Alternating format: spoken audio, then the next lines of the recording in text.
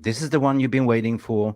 It's Monday night, means it's Jarvis Corner, and have a very special guest that you've been waiting for. We're talking about the one and only Phil Marsh. And we're going to talk about what is it like to be a Manchester United player and why do players need an agent and all this stuff. So please get your comments in the Q&A section because we're going to get ready to rumble. Now, for the thousands in attendance and the millions watching around the world on MUFC Realist TV. Ladies and gentlemen, from Mandalay Bay, Las Vegas, let's get ready to rumble!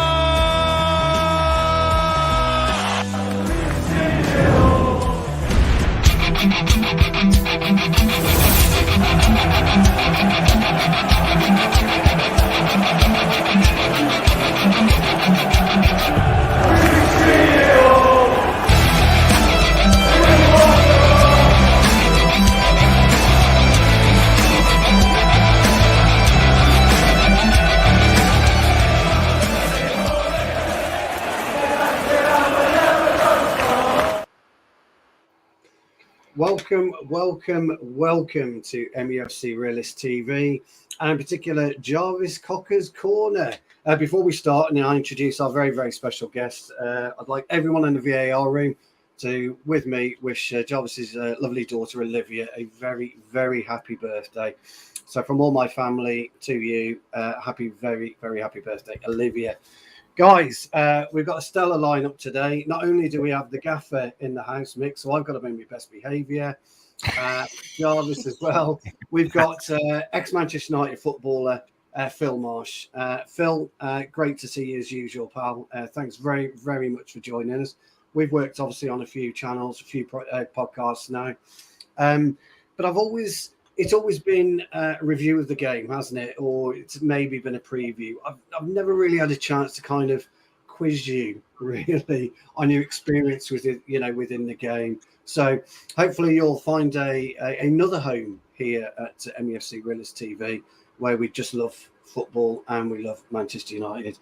Okay, so look, first and foremost, Phil, if you just give us a brief overview of when you joined the club, what it was like, what the experience was when you got that call, or you got that letter to say, please come down to Manchester United. We'd like to take a look at you. Yeah, so a little bit about my sort of story was I only started playing football sort of relatively late compared to sort of the normal age that kids would start to play football. So I only sort of started at the age of sort of 8 and quite quickly, started to find my feet and sort of understanding that I had a bit of a talent. I got picked up by Wigan Athletic, who was a centre of excellence at that time. So there wasn't an actual academy. So that enabled me to sort of still play for my local teams and, the local town team. And so I think at one point at that time around that age, I was playing for 4 teams at once. So my week was just literally football, Monday to Sunday. Every night I was training with a different team, playing games.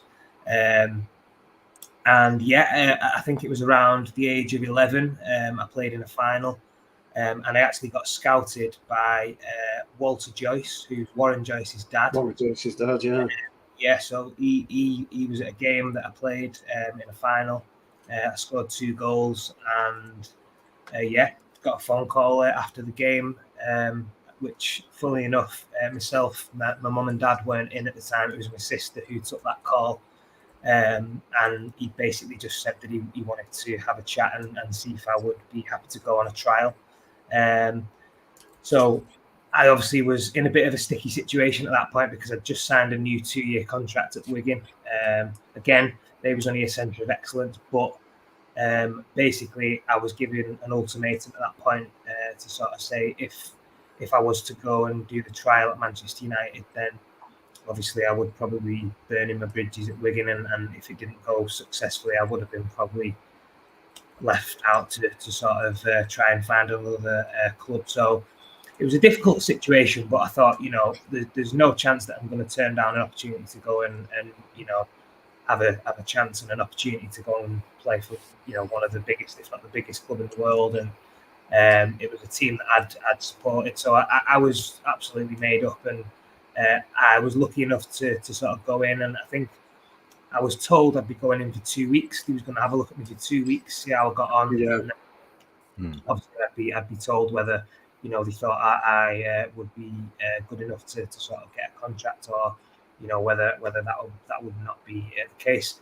I ended up going in for 2 sessions, and that was enough. And they sort of said, "Listen, we've seen enough. We're more than happy with what we've seen, and we'd love to offer you a 2-year contract straight away." So that was it. I went in, and I sort of never looked back. And as I say, I think at that time, I was quite lucky in the respect that at that age, I'd pretty much filled out. I was a lot bigger than a lot of the kids my age.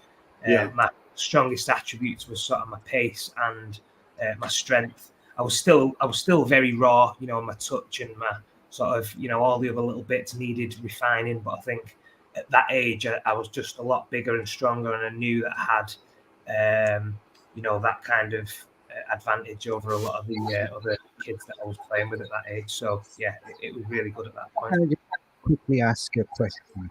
What was the feeling at that young age when you got the call, when you say, "Congratulations, we won't offer you a contract"? You must have been buzzing at that time. Yeah, mate, it was a bit of a whirlwind, to be honest, because obviously I'd been playing for all these teams, and then obviously I'd done really well for a couple of seasons. I'd been doing well at Wigan. I was getting Player of the Year, and I think it just sort of all snowballed really quickly. And then before I know it, I've got this opportunity to go in at United. Obviously, it was sort of, for me, I was sort of gearing myself up for 2 weeks of intense training and making sure that I give everything and just tried to do my best. And I think it's a lot of pressure when you've only got that sort of short window to go in and perform, and it's a massive opportunity. So for it to sort of all fall into place after just 2 sessions, it was incredible. And obviously my parents, my family, all my friends was delighted, and obviously I was absolutely ecstatic and just couldn't wait to get going. Really, I think at that point I was just relishing the opportunity of getting better coaching, playing with better players, and just being able to try and improve and express myself and try and give myself the best chance. So were you a United supporter from childhood, or was it was that a dream come true? Yeah, I mean, to be honest, as I said, I only started a little bit later. Like my family's all football mad, and it's a bit of a mix, really. We've got a lot of Liverpool, because obviously where I live in St Helens, it's sort of in between Manchester and Liverpool, so we've got a bit of a mix of teams in the family. So I never really sort of supported anybody as such. I used to just love watching football, and I used to have certain players that I was really fond of watching. Back in the sort of early Premier League era days, so your Shearers, Robbie Fowlers, players who were just great goal scorers, and just players that I aspired to sort of be similar to. But then obviously, because I went to United at such a young age, that was it. Then as soon as I walked through the door and I got my training kit and I was involved and in and around it, that was sort of the team for me. And obviously from that moment, I was besotted by the club, and that sort of was when I sort of first and foremost had a team that I actually supported. Because I don't know if you know, but when you sign, and you even from a young age, from I think even down to the under sevens, the club give you season tickets to go and watch all the games, home games. I was, as soon as I signed, all the kits, the bag, you get all the gear, and then you go and watch in the first team on a Saturday. So it was brilliant, and as I say, it was amazing. I can relate to a latest story with our current striker Rasmus Højlund, at young age, getting his dream move, Manchester United boyhood club. It's just not about you. It's all around your family, the excitement, the joy that comes with it. And also what you said is the pressure to perform in such a short notice to do well, right? Yeah, it was massive. I mean, as you say, at that point as well, because of how United were doing, and sort of the buzz around the club. It was massive, and I think for me coming into the club at that time, it was just unbelievable, and some of the coaches that I worked under, some of the players that I was lucky enough to play with in my age group, just touched on Johnny Evans was there at the same time I went in as, so all these lads who are proper players, proper lads who are want to do well. You can't not enjoy that and sort of improve and get better and just relish training and being in and around that dressing room. It was amazing. Just before we get to that side of it, just before we get, I think it's massively important to. By the way, you're getting a huge amount of love from the VAR room. Everyone in the comments is absolutely loving this, so this is brilliant. But going back to the very beginning, you mentioned that you're at the Centre of Excellence at Wigan. It's important to actually distinguish the difference between the Centre of Excellence, a development squad, and an academy squad, isn't it? Could you just briefly go over those and let the guys know what the difference is in terms of quality? Yeah. So I think at the time the sort of Centre of Excellences were around a lot more than they are these days. I think majority, I think if not all clubs now will have academies, but basically the Centre of Excellence was I would train maybe twice a week at Wigan, and we never really used to have that many games. It was more you would come in and you would do sort of like a tournament within yourself. So we'd have a sort of squad of maybe around 15, 20 lads, and we would sort of do mixed games between ourselves. But that enabled you to sort of still play for your local team. So as I said before, I was playing for, at one point, I was playing for Pilkingtons, which was my normal team. I was playing for St Helens Town, which was representing obviously the best players in the league at the town. I also played for the Interleague, which was another team, which was, again, the best players out of that particular league that I was playing in. And then, obviously, I was at Wigan as well. So I think if you're in an academy, that's basically, all the other teams, you can't play for them anymore. It's strictly you're playing for, that team in the academy. And I think that's the main difference, really. But, again, it was good to be at Wigan. The sort of players were a little bit of a step up from what I was used to, just playing at my normal team. So I was playing with a few better players. I actually was playing, because I'd filled out a lot, I was playing a couple of age groups up as well at times, which was good, because playing against bigger, stronger lads would obviously help me at that point, because I was a lot bigger and stronger. So playing with some of the older lads again was something that I got quite used to, and I did quite a lot from the age of like sort of 11 to 16, because of I say how physically big I was, and I was able to deal with that step up. Sure. So going back to when you were 11 years old, then you didn't walk through the doors at would have been the Cliff. I'm guessing would have been the Cliff. It wasn't actually the first time I actually went. It was a place called Ashton on Mersey. So where they used to, we had 3 or 4 training grounds in the academy. So it used to be Ashton on Mersey, which was the college, which the club used for some of the first year and second year YTs to do some of the BTEC stuff and the coaching badges. We had Littleton Road as well, which was another training ground, and then obviously the Cliff was the main one, which you'd use sort of for when it was sort of a bit worse weather, and they had the indoor in there and stuff, and we play our games on the pitch on a Saturday and stuff. But my actual first couple of sessions was at Ashton on Mersey when I actually did my trial and was successful. So that's my first experience of sort of what the club was about. But obviously the Cliff is the most iconic one that a lot of fans can resonate with. I think seeing some of the players there, it's a pleasure and a sort of massive honour really to be able to play and train on that facility. So that was top stuff. What was it then? Your first couple of, actually, when you got the call, let's go back to when you got the call and they said they wanted to take you on for the academy. You kind of signed your contracts and that.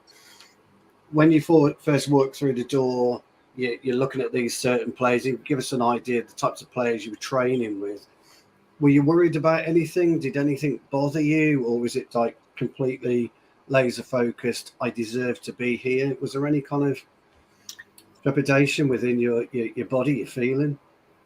Yeah, I think, to be honest, I when I initially first went in and I'd sort of, it had all sunk in that I'd been given that contract, I think that sort of put me at ease quite quickly, because I was under the impression that I'd be there for 2 weeks and that they'd be having a really good look at me. But I think because I'd only been there for 2 sessions and they'd sort of said, right, yeah, that's it, like we want to sign you straight away. That sort of made me feel a little bit more at ease, and that, I deserve to be here. I'm not going to come in and sort of be out of my depth. And then, as I say, the lads that I was playing with, there was so many great lads in that squad I sort of walked into. Very welcoming, a lot of local lads and a lot of lads who were sort of in a similar position to me, who'd, probably not been there for that long and was just trying to sort of, get themselves used to what the sort of difference was from, playing at other clubs and different places and what have you. So I think I just sort of went in there with the attitude of, I'm going to go in and I'm just going to try and work as hard as I can and try and, just try and make myself a better player. And hopefully, as I said, I was confident with my own ability and sort of my physical attributes. I thought, there's not going to be anyone as quick or as strong as me.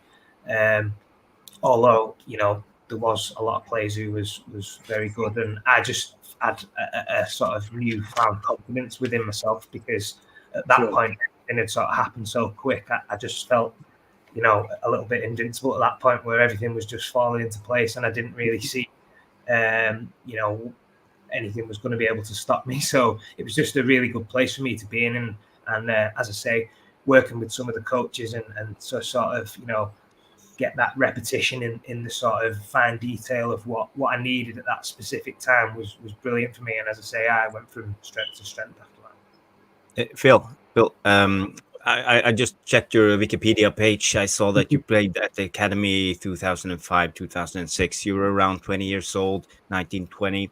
Did you ever feel like when you were in training and you were really performing well, that the coaches were putting you down and telling you it's not good enough and you had to raise your level? Was that like a different mentality when you came to a bigger club like Man United, or was it like they were like building you up? Yeah. Oh no. That is it. I think obviously, a lot of the players were very good technically and had a lot of strength. But I think what was so good, and looking back now, in hindsight, what I think was so great about the coaches was, they don't always blow, smoke up you to sort of, make you feel like you sort of, what you No, honestly, because I used to think like, we used to train and we had some really good coaches, and what we used to do, which was an iconic thing we used to do every couple of weeks. We used to have a big game in the cliff in the indoor, and all the parents would be stood on the balcony at the top, and Eric Harrison would be there. And honestly, he was sort of the first coach that I had who was sort of someone who I was really intimidated by, but in a good way, not to the point where I didn't want to look at him or speak to him or whatever. He was a fantastic coach, but he was somebody who I thought, if you make a mistake, he will let you know about it, and he will, even if I might score 3 or 4 goals in the game, play really well, he would always come off and sort of say something to you that was not so much negative, but he would always leave something in your back of your mind to say, well, what could he have done better, or what scenario, what might improve. Like constructive, it's kind of like a constructive criticism, positive, but leave a little bit of a, get you going, don't get your nose up. And I think that was really good, because I think, you need that at times, because you can get a little bit ahead of yourself, and you can sort of, sometimes when you're younger, think that, everything's plain sailing, and that you're sort of just riding that crest of the wave. But I think it was great, and all the coaches would now and again just give you sort of a little, kick up the backside, and just to keep you on your toes, and just maybe give you something that, just gives you something to keep working towards. And I think that was something that the club did really well. And I obviously enjoyed a challenge. I was somebody who, was doing really well, but also wanted something to sort of keep striving towards. And as I said, I was playing up the age groups a lot of the time as well. So for me, I was getting tested sort of on a weekly basis by go and play with the older lads, go and have a go with them lot and see how you get on. A bit more rough and tumble, and sort of getting a few more harder tackles. So it was great for me. As I say, I really relished all that side of it, and I think it was a brilliant time, and it was great to be involved with.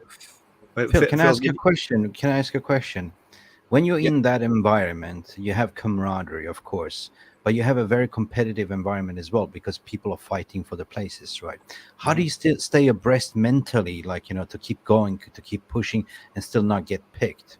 And what I'm referencing into, I saw the Scott McTominay interview, similar situation where he came from the academy and he always had to sort of apply himself mentally, push.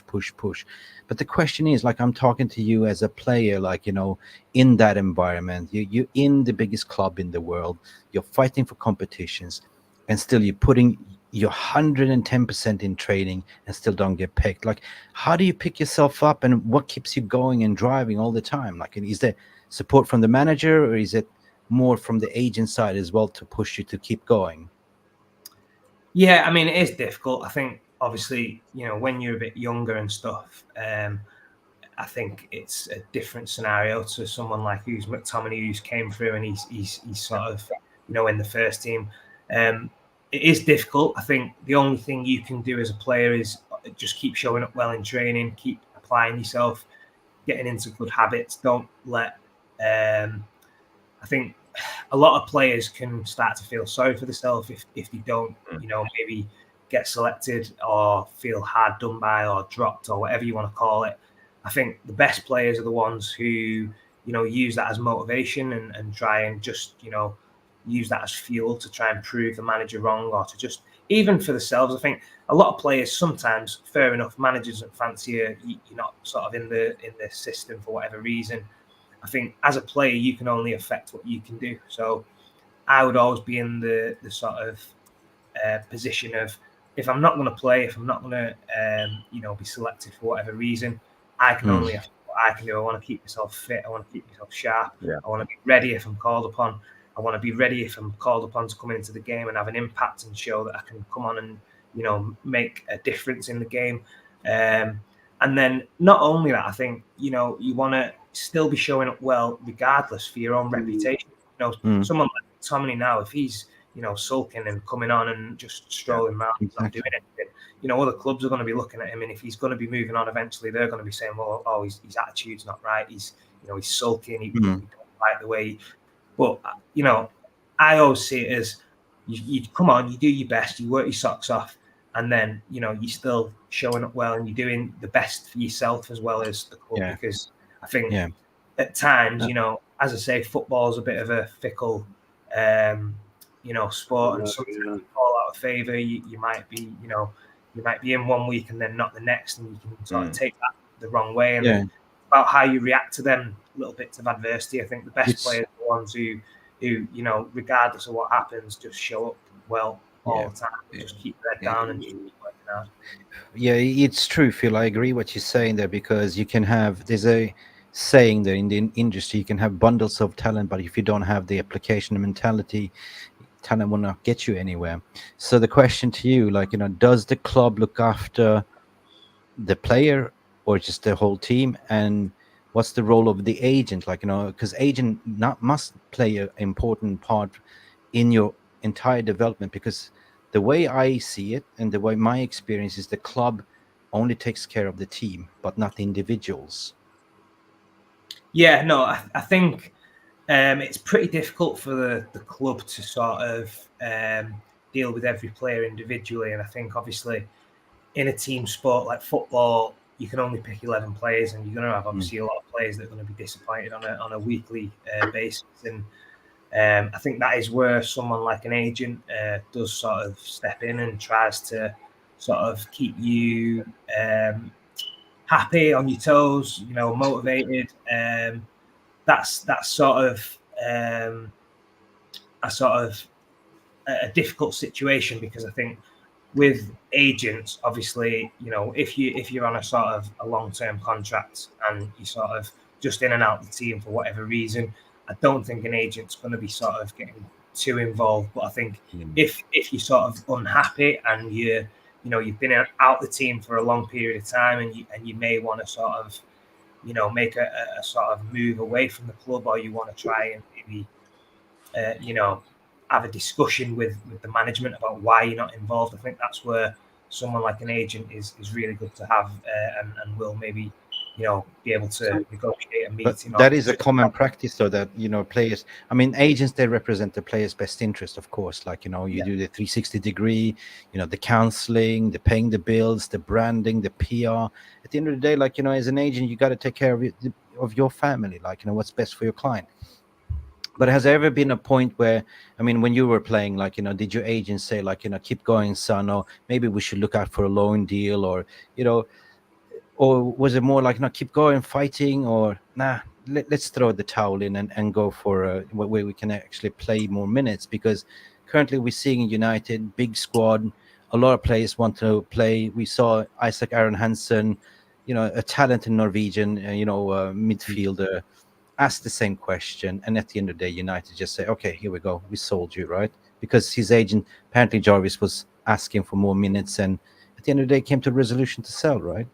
Yeah, his personal coach, the Norwegian coach Jonas Johansen, recommended him to leave. Actually, leave, yeah. He said, "Yeah, you shouldn't stay there because you're 19 years of age. Now is the time to play football. You can't play for the reserves, and you want to evolve as a footballer." And he recommended him to leave, and that's what he did. So sadly, because I like Aaron Hansen, he's like a super talented kid.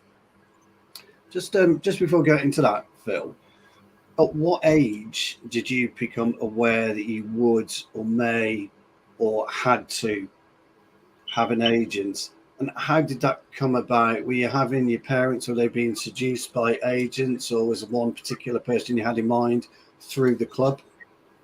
Yeah, so I think when I got to about the age of 14, 15, it was, I started to sort of think that I had a good chance. I used to sort of get picked up from school. I used to get a taxi that would pick me up and take me into Carrington. This was sort of when I was sort of the end of year 10, going into year 11 in high school. So I was still obviously in school, but I used to get a taxi that would pick me up and take me into Carrington, and I would train with the first year YTs. So as I said, I was playing a couple of years up anyway at that point, but I was actually then getting took out of school and sort of into the training ground, and I was training with the first year YTs, which would have been at that point players like Kieran Richardson, that kind of age group. But I was only sort of 14, 15, and they was in the under 17. So I was thinking that the club are sort of accelerating my progress. I've got a good chance of doing well, and I think obviously when I got to the age of 16, then that is obviously when you find out, when you're leaving school, if you're going to sort of go full time and get a proper contract. And there was only 3 players actually that got a contract out of the whole age group. There was 20 odd players, and there was 3 of us that got a contract. Myself was one. Danny Simpson was the other one. Yep, and Danny right back. Yeah, and Richie Jones was the other one. Richie. So there was only 3 players. Danny Simpson actually got a contract, but was told because of his development in terms of how he was physically, he would drop down an age group and he would stay with the under 16s. Myself and Richie would go up into the under 18s straight away. Because obviously we didn't have a team. The club had released basically all the players apart from 3 of us. So I ended up then stepping up into the higher age group, which was players like Paul McShane, Tom Heaton, all these players who obviously I was used to playing with because I've been playing up anyway. But I went into that age group, and then I think that is when I sort of got approached by an agent.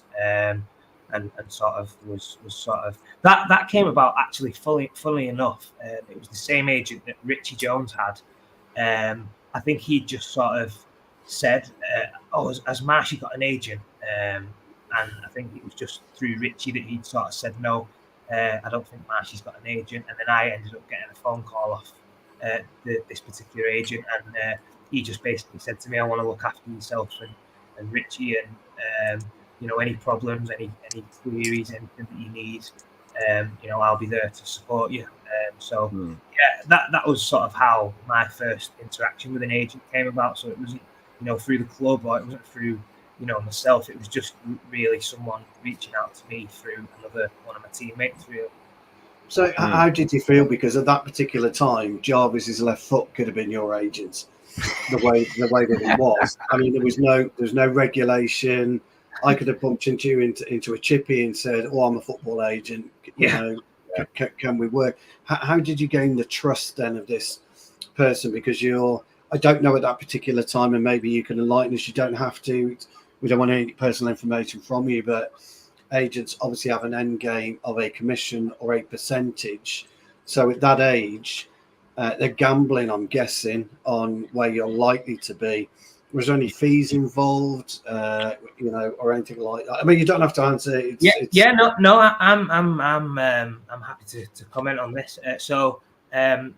Initially, I was contacted by the agent over the phone. He just sort of said, "I'd love to come and meet you. Bring your parents, whatever." So I just initially went and met him in the Trafford Centre with my dad.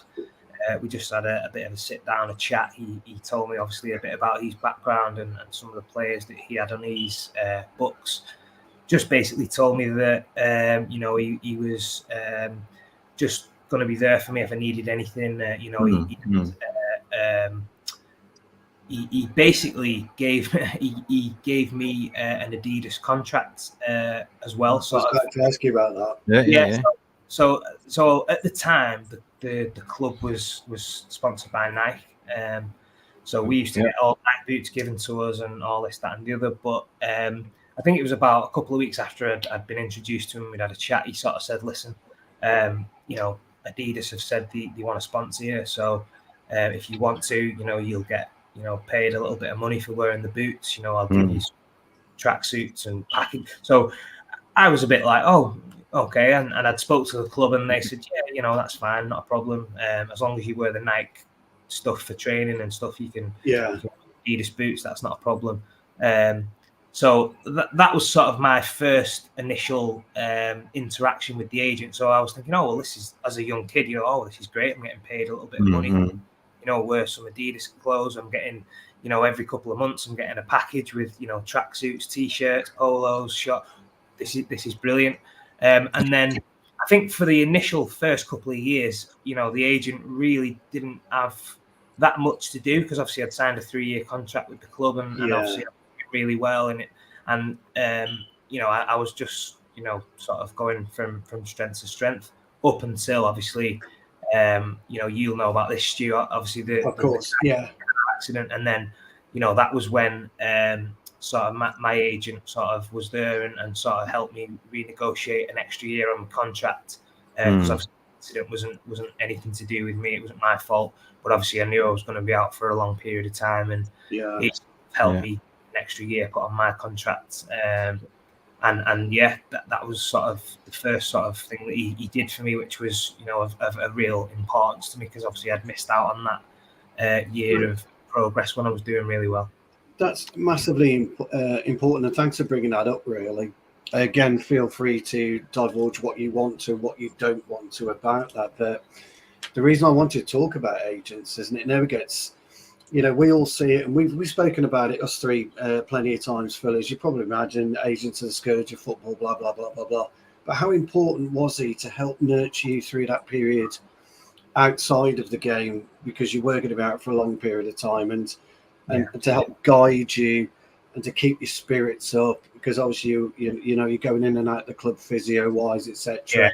Your mental strength at that age must have been hugely strong, compared to some people. Again, if you're happy to talk about it, please do. If you don't, not a problem. As I say, and I just want to just to clarify as well. Obviously, when I said about my agent was the one that sort of got me that extra year on my contract. By the way, Sir Alex Ferguson was, the first person to come and see me in hospital. He actually came Wow. and visited me at my mum and dad's home address and promised me that the club would look after me as best they can, and that they would definitely be giving me an extra year on my contract regardless of what had happened. So that wasn't just basically down to the agent. The club was probably going to do that anyway, but as I say, he helped with that process. Good to hear. Just to sort of touch on that, it was that period was such a difficult moment for me because, as I said, since I'd signed at the club, I'd been playing up age groups. I'd been doing really well in my first season. Obviously, being in full time, I'd been made captain of the youth team. I'd made my debut for the reserve team against Notts Forest, and I was honestly just playing really well. In fact, the night before it happened, we'd just beat Man City at Old Trafford in the Youth Cup, and obviously that obviously happened, the unfortunate event, and I think everyone at the club was there for me. The whole club sort of rallied around me. I was in hospital for a week. I had first team players coming to visit me. Say the boss visited me, and then obviously when I was finally discharged and I was back home, everyone was sort of sending me the best wishes. The club, the fan. To be honest, I was blown away by the support from the club in general. I had must have been over 200, 300 messages from just fans all over the world, just sending me postcards and get well letters and all this kind of stuff. So at that there was no social media back then either. No, 2005 postcards, and that's it. Exactly, mate. Yeah. So that was not around. So to be honest, I think the sort of support and that sort of love that I needed at that moment, because of obviously everything I was going through was there in abundance, and it really helped me through that really tough period. I've got to say, Phil, it's still special to you now because I can hear the emotion in your voice when you talk about it. When people reached out to, I can hear. Oh, yeah. As I say, I think because of where I was in terms of my progress that I was making, the sort of noise that people were making a little bit around me at the time, and obviously, as I said, I'd been used to playing that age group or two above. It was just a real big setback for me because I knew at that point, I was close to, maybe making another step and doing, something a little bit extra. But again, I you can't change what happened. No. I had to deal with it as best as I could, and I just used that as a bit of a sort of motivation really to get myself back to sort of where I wanted to sort of get to. It was a really, really horrible, difficult 12 months, and I wouldn't wish that on anybody, to go through what I went through at such a young age. But I think it obviously, made me a better person, and obviously to come through what I did and to sort of still manage to, do well and sort of play in the reserves and then get the first team call up as well, which was obviously amazing. Going through the levels of emotions, I can feel it, and the level of support what you described from the gaffer, the great legend Sir Alex coming in person to visit, to say no worries, son, just recover, don't worry about your career. The fans, no social media. Back in the days when people used to write letters and stuff like that, it's so touching to me because I grew up in that area as well. But if I mention October 2006, what is that date means to you? What does that date means to you? October 26, because I'm born in October. Okay, so, but that was a very special moment for you, wasn't it? Oh, mate, yeah. To be honest, it was.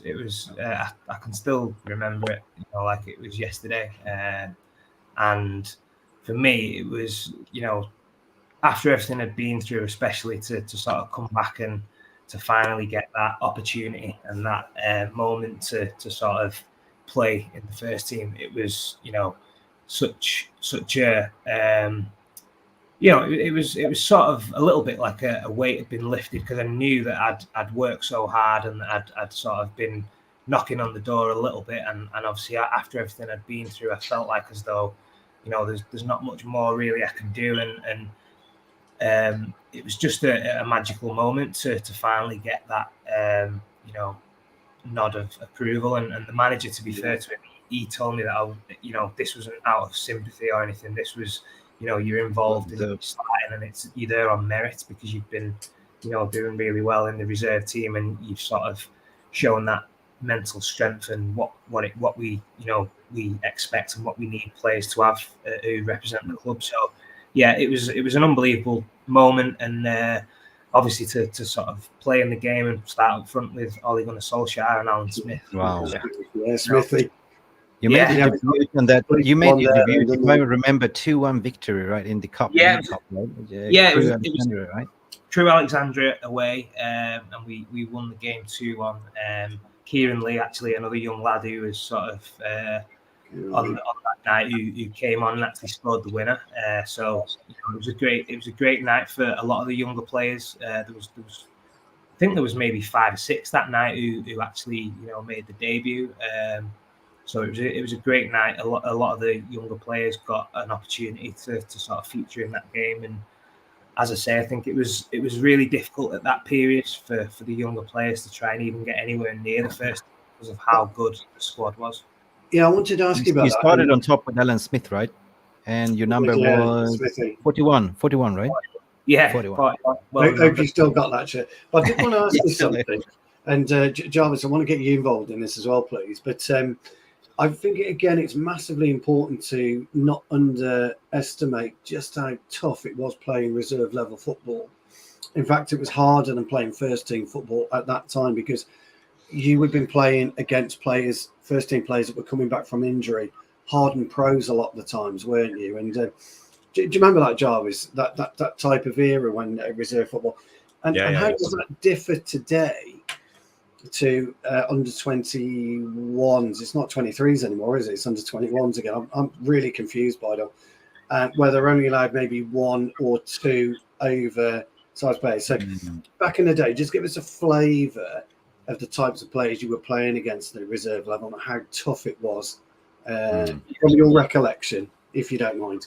Yeah, no, as I say, I think, you know, the reserve team football was absolutely fantastic back in the day. I think I actually made my reserve team debut for the reserves under Ricky Sprazier.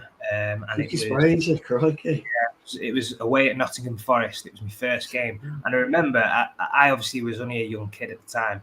And we had a couple of first team players, I think, that night playing. I think we had like David Bellion, I can't remember. There was definitely 2 or 3 anyway. But I remember looking at Nottingham Forest's team that they played that night, and I remember thinking, "What is this the first team?" Like, honestly, they had Marlon King. They had Marlon King up front. They had Chris Commons playing left, playing against Chris Commons. Obviously, he's had a great career at Celtic. I remember looking at the team and thinking, "Wow, this." You know, for me to come into a game like this and be playing against some of these seasoned professionals is sort of, you know, crazy, really. And yeah, I think that was what it was like, you know, most weeks. Every team you play against. I remember playing against Blackburn. We were playing against like 2-guy people like that, you know, central midfielders who was no nonsense, straight into the tackles.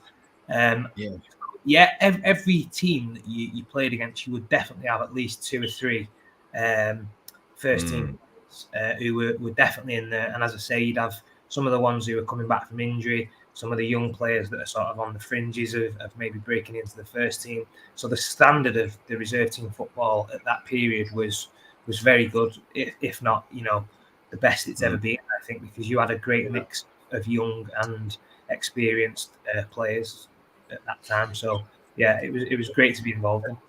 Phil, I just want to ask you a question when it comes to the reserves, because I remember for myself, when we play against second teams, like they played in the Norwegian Premier League and they had like 2 or 3 players playing against us with the second team. And I always thought some of them, you know, you looked at them in the Norwegian Premier League, they were like workhorses, like they're not that technical. But when they came down a level, they were freakingly dominating the game. They were so technical, so good. And did you experience the same, or could you see players that you didn't recognize in the Premier League, but when they dropped down to the reserve teams, they were really dominating the games. Yeah, I think so. I think, you know, when you've got that little bit of extra quality and you've got that experience of being in and around the first team on a regular basis, and you drop down into the reserve team, I think a lot of the players did stand out and sort of have that little bit of swagger about them.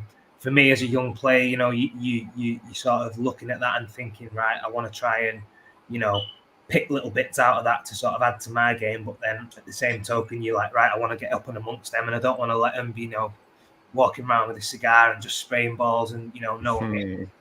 So I think it was a bit of a sort of mix for myself. I was, you know, lucky enough, you know, to be honest, when I was at the club, we won the Reserve League 3 years in a row. So we you know, dominated the majority of the games. We had a lot of technically very, very good players. I was always lucky enough to sort of, you know, play with a lot of great players. You know, I can name probably, you know, 5 or 6 off the top of my head now who I was lucky enough to play with. You know, partnering up front, Giuseppe Rossi, Sylvan Evans Blake, Fraser Campbell. So all these players that, you know, I'm playing in and around are really great players, top lads. And then obviously you're going to put some of these first team players that haven't been, you know, maybe featuring. So we used to have, Bellion would play a lot. We would have Cleberson at the time would play a lot. Gerard PK. Yeah, PK. Yeah, Gerard PK. He was in my. He was in it. Yeah. So it was funny enough. Obviously, as I said, when we first went in and we didn't really have a team, myself and Richie went up an age group, and then slowly but surely we started to sort of sign players and bring in players that was actually my age. So that was when the likes of Giuseppe Rossi, Gerard Piqué started to come in, and that sort of started to form an age group again for my age, which was obviously, you know, some of the players that we had was you know, absolutely ridiculous. So it was great to be involved in training with them on a regular basis. You're only going to improve. No, totally. I just want to come back to the agent side of it again, because you've gone up a level again. So when you signed your first agent or signed with your first agents, you've then gone up to, you've had obviously that life-changing moment. You've bounced back from that. You've made the first team away to Crewe. What's happening from an agent perspective at this point? Is there new agents knocking at your door? Are first team professionals coming to you and saying, well, look, you need to move on from your current agent. I think he would be ideal for you. What was that like for you? I think so. What happened with me is the year before I think I made my debut was when I signed my first professional contract. So did you get Copa Mundials, by the way? Copa, yeah, I used to get Copa Mundials. Don't you? Copa Mundials, yeah. Comfiest, one of the comfiest pairs of boots I've ever worn, to be honest. Still wear them. Still wear them today. Great pair of boots. So yeah, when I first signed my first professional contract, I think that's obviously when you start earning, you know, the bigger money. So, and just to touch on, I think that you mentioned it before in terms of myself and the agent, in terms of me paying him or him getting. I was lucky enough. Every agent I've ever had and I've ever worked with, I've never paid a penny to myself out of my money. The club the agent will always negotiate with the club to pay him out of their pocket rather than my wage or something like that. So that's just off me. I mean, other people might have different experiences, but I was never sort of, you know, approached by an agent who said, you know, I want X amount out of, you know, what you're getting a week or whatever. They was always negotiating with the club to sort of get the money they felt they was entitled to, and I would negotiate that with sort of my contract and get whatever they felt they was entitled to. So that was just to clarify on that side of things. But yeah, as I say, when obviously I signed that professional contract, and then that's the sort of time now where, you know, you are knocking around the first team and you're getting a little bit more closer to, you know, making that step, whether it's, you know, at Man United or if it's going to be, you know, somewhere else, maybe, you know, that was when there was talks then of obviously because of how well the first team was doing, do you want to go on loan? I was offered to go on loan to Antwerp. A lot of the players did go on loan to Antwerp at that time. Royal Antwerp, they had links with that. Yeah, that was the first time we'd done that, wasn't it? As a club, as Manchester United, Yeah, that was the first time we'd linked up. So yeah, sorry to put in, but no. So there was talks of me going out to Royal Antwerp as an attacking player, and funnily enough, at that point we'd been doing really well in the reserves, and we had quite a few injuries, and this was at the moment when I don't know if you remember this, Stu, or I've spoke to you about this, but Rennie Meulenstein was actually the reserve team manager at this point, and Rennie pulled me to one side and basically said to me, "Listen, we've got a load of injuries. The first team are sort of a little bit light as well in the full back area. So right back was a problem position." And he said to me, "Listen, I want you to have a go and see what you can do at right back, because we've got so many injuries, and I feel like you're with your attributes and the way you play the game, I think you can do really well in that position." So I was obviously going to go to Antwerp, and then that was sort of dropped onto my toes. And Rennie said, "Listen, I'd love you to stay and sort of play right back for me in the reserves with the view that potentially, if you do really well and the first team need a little bit of cover and, all this kind of thing." So, yeah, I ended up sort of not going on loan, and I stayed and sort of played right back for a few months until a few players come back to fitness. And I did really well, to be honest. It's interesting what you're saying there, because I have years in the industry experience working as an intermediate, and I've spoken to Jonathan Burnett a few times. But there is always the good, bad, and the ugly side of the agency side. There's a back door to the football, and either you surround yourself with a good agent that will look after you properly, give you proper advice, or you have sharks like Mino Riola. They only cares about the money. They don't care about you at the end of the day. But at the end of the day, they're representing you. They're actually, they're getting money out of you. So you have the power as a player, as a client, to say, sort of, I want to do what's best for me, right? So in my experience, like a good agent is the one that always, look after the best interest of his client. That means that when you're going through injury period, you're there for counseling. When you have tough times, making sure that you always get the best move, right? Even if it comes to a loan deal, it comes down to negotiation. But at the end of the day, there's so many times that the club fails to actually transpire that loan deal because it's in between them and you're back on ground zero again. But in your experience, right, do you reckon that your agent did everything for you to service your best interest, or was there any regrets from your side looking back? At my time at Man United, not really. I don't think there was that much more he probably could have done.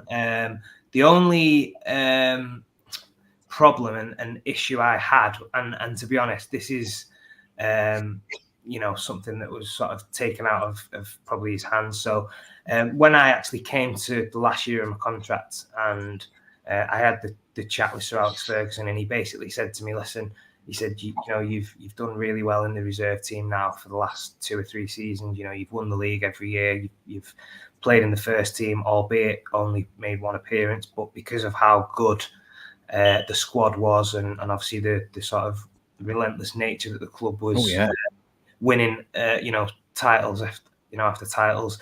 He said, "Listen, your first team opportunities are going to be quite limited," and he said, "I think you're at the position and you're sort of at the stage in your career now where you need to go and start playing, proper first team football."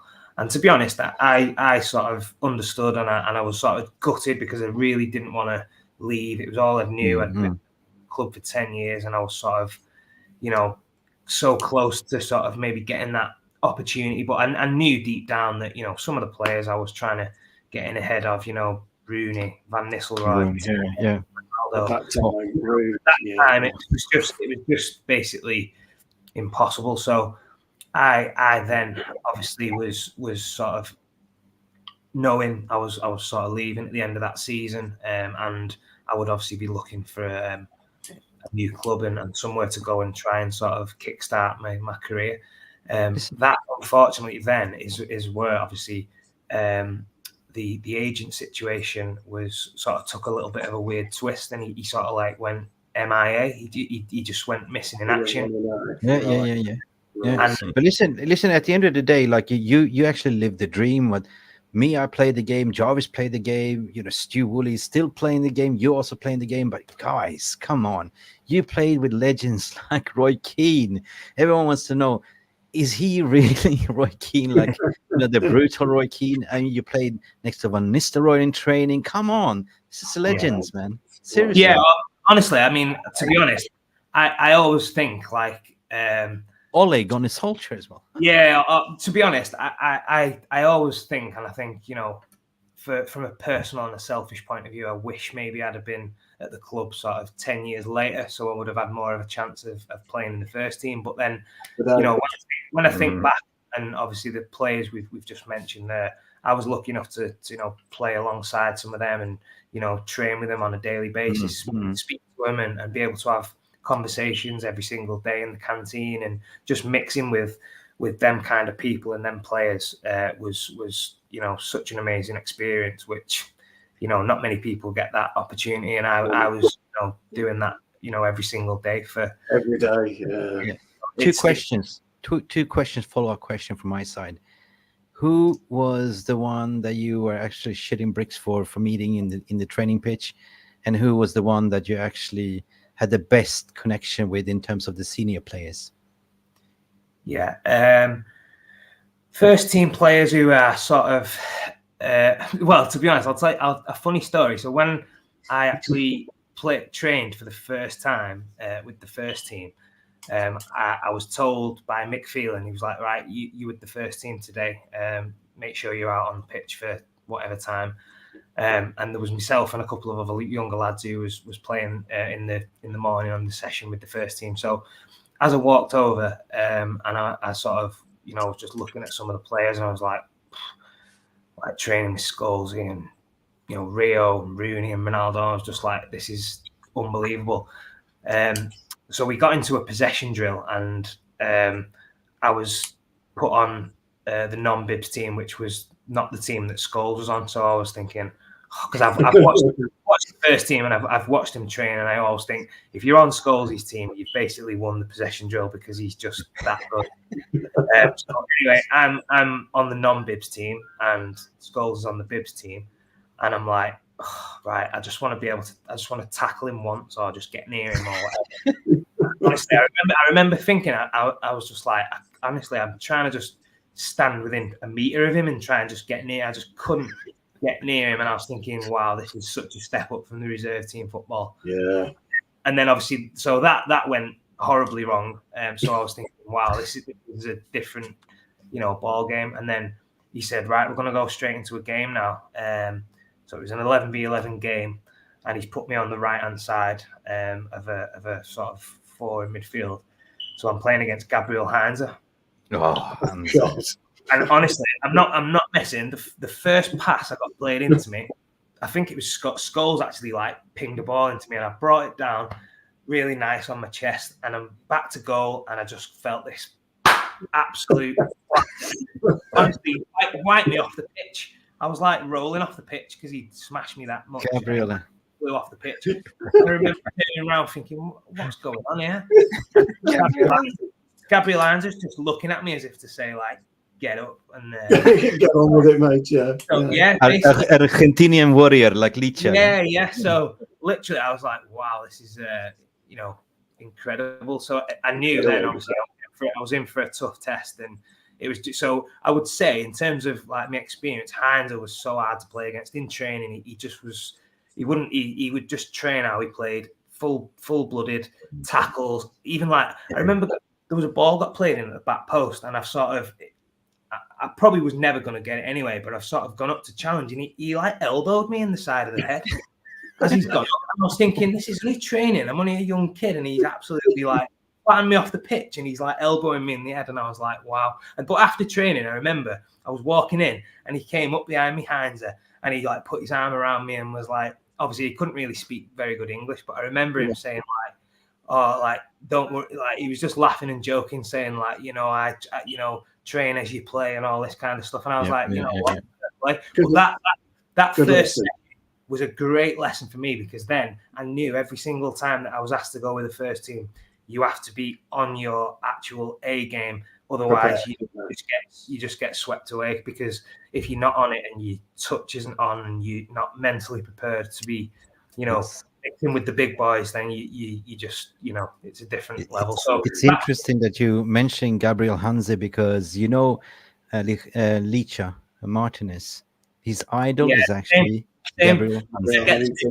From him, I think he would be exactly the same in training. I think that Argentinian nature is just, die at all costs. And I think they can't be any different. They just have to be the same all the time. And I think for me, obviously, when I made that step up to the first team, it was a great little eye opener for me. I was like, wow, I need to make sure every single time I go up to the first team now, no matter who I'm playing against, my touch, my work, it's got to be absolutely spot on. And to be honest, it was great, because that first session didn't go very well for me at all. I was a little bit, swept away with it all, and obviously the first time of being around them players. But then after that, I sort of knew what to expect, and I was like, right, make sure my touch is right. Don't be dwelling on the ball. Touch and play and move, and just make sure you're always sort of on the move, and don't give players a chance to do stuff like that. And it was great, because then every other time I went over, I felt as though I did quite well and I was part of it, and I sort of didn't look out of place as much. No, that's good. I've just got two quick questions, and then we've got a Jarvis segue coming up, because Jarvis has got a couple of things he's prepared. He'd like to talk to you about the Luton game, if that's all right. Yeah. So, my main question is, and again, this is, if you want to answer it, please do. But I want to take you back to Royal Antwerp, and I want to take you back to that Mullenstein conversation. What would you do today differently? And I guess I'm leaning towards, would you have hopped on the ferry and gone to Antwerp? Would you think that might have enhanced your career? And the other question is, which I'm sure you've been asked this 1,000,001 times, but I'm going to do it anyway. Have you had the hairdryer treatment from the gaffer? Yes. Or have you witnessed it? Yeah. So to answer your first question, I think from a selfish point of view, I think obviously if that conversation would have happened again today, I probably would have liked to have gone and experienced playing in a different country. But to be honest, I actually did experience, which was a fantastic opportunity for me. And Richie, we both actually went over to play in Bayer Leverkusen for 3 months. So not everyone knows this, but when I was, I think I must have been about 17. I think it was in my first year actually that I'd gone, and I was full time. I actually went over to Bayer Leverkusen for 3 months. Myself and Richie went over and did like a bit of an exchange. So 2 of the Bayer Leverkusen players came over to United and trained with the reserves, and myself and Richie went over and trained with Bayer Leverkusen's reserves for 3 months. So that for me, actually going out there and experience a different culture and sort of training with, obviously a sort of, at the time, Bayer Leverkusen was probably one of the better teams in Germany. So for us, it was that experience at such a young age to go and experience that was unbelievable. But yeah, to touch back onto your question, I think the Royal Antwerp one, I would have definitely liked to have gone over there and sort of had a chance to sort of experience that, and as you say, that probably and hopefully would have given me a bit more of a platform to come back and sort of maybe kick on, or put your name in the shop window maybe a little bit more in a different light. But obviously, at the time, I had a really good relationship with Rennie Mullenstein, and he was somebody who I really valued as a coach, and he'd put a lot of faith in me, and I just felt as though he'd give me that opportunity, and he'd ask me because he believed in me, and he wanted me to do a job for the team, and I was a team player. I was happy to play any position as long as I was playing and as long as I was representing the club. I was happy to chuck a shirt on and put a shift in and do the best I could. So I think obviously I can sort of talk that coin, but I think from a selfish point of view, I would have maybe liked to have gone out there and tested myself in sort of Antwerp. And then the second question, Sorry, Alex. So I've never really had a hairdryer treatment that's been just aimed directly at myself. I've never really done anything where I've stepped out of line or I've done something really stupid. Collectively, I don't know if you're aware, but we used to occasionally we would go out in Manchester during the week, or we'd go for a few drinks maybe after a game. And at this point, we was sort of a little bit naive and unaware that Sir Alex and some of the coaching staff had spies that was knocking around in Man. So myself and a few of the other lads had been spotted out, and he called us into the office the morning after and basically gave us in terms of a hairdryer, it wasn't really a hairdryer. It was just a little bit of a kick up the backside again, and just to give us a little bit of a warning to say, you're representing the club, you don't want to get into bad habits and sort of all this kind of thing. So that was basically the only time I've ever sort of had, a bit of a grilling. But as I said, it wasn't directed at me personally. It was a bit of a group thing because we'd all been out and he just wanted to keep us sort of on the straight and narrow. However, I have seen a very, very big, hairdryer from. So when I made my debut before the game, calmest man on the planet. He was just like, go out there, enjoy it. You're here on merit, express yourself, just win the game. That was basically the team talk. And then he just walked out of the changing room, and I was like, right, okay. So got myself changed, got my kit on, unbelievable because it's my first experience of being involved, and all the kits are hung up, and you can hear all the United fans singing out the tunnel. And then when we came back in at half time, to be honest, I think at half time we hadn't played that bad, but I think we just conceded before half time. I think Wes Brown had made a bit of I can't remember exactly what happened, but I think Wes Brown had made a little bit of a mistake and Crew had equalised just sort of not long before half time. So as we came in, I was thinking we was doing really well then, and we was 1-0 up, and obviously, cruising, and then they've just scored. But he absolutely ripped into Wes Brown. To be honest, I felt a bit sorry for Wes because I don't think he played that bad. But I just think he'd made a bad mistake, or he'd done. I can't actually remember. He must have done something anyway, and the gaffers just absolutely tore into him, and he was saying, taking the piss, and some of these younger lads are embarrassing you and your attitude, and I was just like, wow, God, that's not me. But yeah, to be honest, to be honest, I think that the hairdryer sort of statement about Sir Alex is maybe a little bit unfair because I don't think there was that many occasions. I mean, there probably was, but there's probably a lot more thought about him, giving out a lot of rollickings and being quite aggressive and stuff. But really, the majority of the time, and obviously I worked, and I was in there full time for sort of 4 or 5 years, and he was always usually, quite calm, very forward coming, would always have a conversation with you, he's very polite and would always sort of acknowledge you in the hallways or in the canteen. So again, I think he was just a natural leader, and he was a winner. And I think because of the amount of respect that he had from all the players, I think he only ever sort of got to a point where he had to maybe say something aggressively or the hairdryer type thing if he wasn't pulling the weight or wasn't sort of hitting the standards the club was used to. And I think that was, the players, to be honest. I mean, and you hear a lot of them say it now today. I think the manager really didn't have to say that much in his time in charge of the club at that point because all the players were so driven. They all had they knew what it was to play for the club. They all had the mentality of, the winning mentality. They wanted to win title after title. It wasn't as though, you know, you win a trophy and then we settle at that. It was like, right, the next one. And I think that was what the group had sort of, you know, got to that stage over a period of time. And Sir Alex was just there to sort of reinforce that in the background. Do you think Rashford would have survived a hairdryer treatment for the tequila lash in Belfast?